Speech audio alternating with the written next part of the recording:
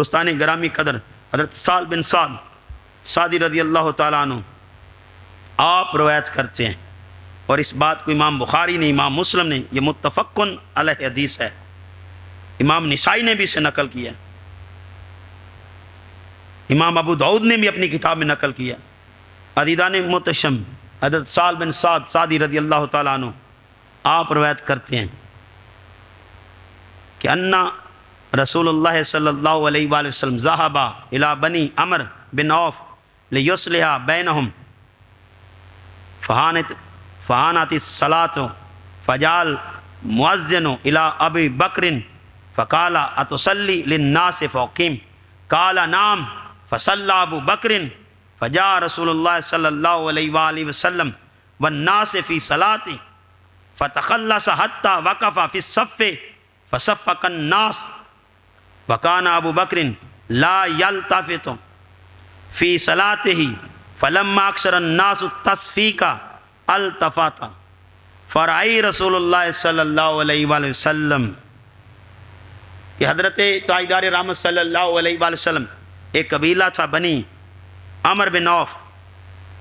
ان کا جھگڑا تھا، کوئی لڑائی ہو گئی تو حضور صلح کے لیے گئے، صلح کرانے کے لیے گئے،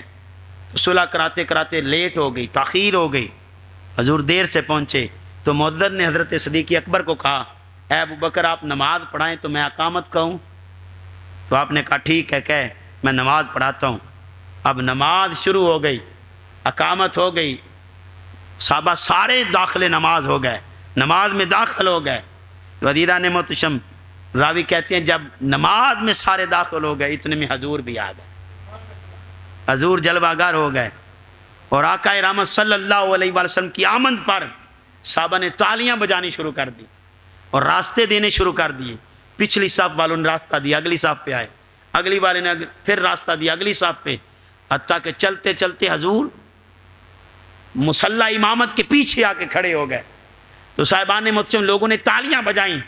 اور حضرت صدیق اکبر رضی اللہ تعالیٰ عنہ التفات کے ساتھ، انہماک کے ساتھ، خشوع و خشوع کے ساتھ نماز پڑھا کرتے۔ تو آپ نے سنا نہ،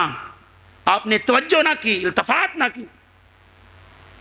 توجہ نہ کی، تو لوگوں نے، صحابہ کرام رضوان اللہ تعالیٰ اجمعین کی جماعت نے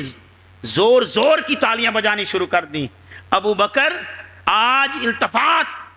کو چھوڑ، آج توجہ نماز سے ہٹا کے نماز کی جان کی طرف کر لیں۔ زور زور کی تالیاں بجا کے آواز دے رہے تھے، کہ بتا رہے تھے، پیغام دے رہے تھے، ابو بکر وہ آ گئے جن کی وجہ سے یہ نماز ملی ہے، جو نماز کی بھی جان ہے، ہماری نماز جن کے صدقے میں قبول ہوتے ہیں، جن کی ادب کی وجہ سے ہماری نمازیں بچتی ہیں، آج وہ آ گئے ہیں۔ تو دوستان گرامی قدر، راوی کہتے ہیں فرآئی رسول اللہ صلی اللہ علیہ وآلہ وسلم، تو حضرت صدیق اکبر نے کنکھیوں سے دیکھا حضور آپ آ گئے۔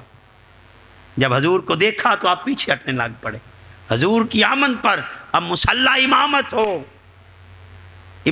اور نماز ہو رہی ہو، ایسا ماحول بن جائے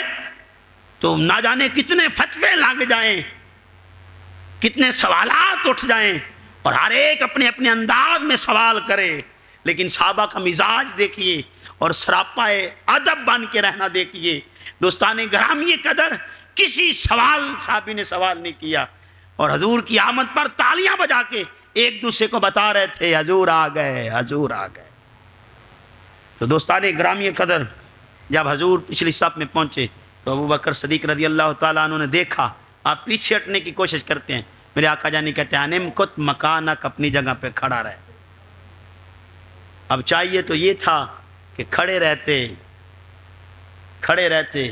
عزیزان محتشم، یہاں میں ایک صدیق اکبر کا کہ مزاج سے ایک جملہ دے رہا ہوں۔ ویسے تو قاعدہ یہ ہے الامر فوق الادب، امر ادب سے بڑا ہے، لیکن جہاں حضور کی بات آئے،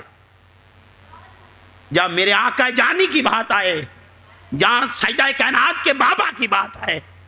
جہاں علی کے ویر کی بات آئے، جہاں علی کے مولا کی بات آئے، جہاں فاروق اعظم کے مولا کی بات آئے، جہاں مقداد اور سلمان کے نبی کی بات آئے، آقا کی بات آئے، تو سن لو، یہ نہیں دیکھنا کہ امر بڑا ہے یا ادب، وہاں تو ادب ہی بڑا ہے.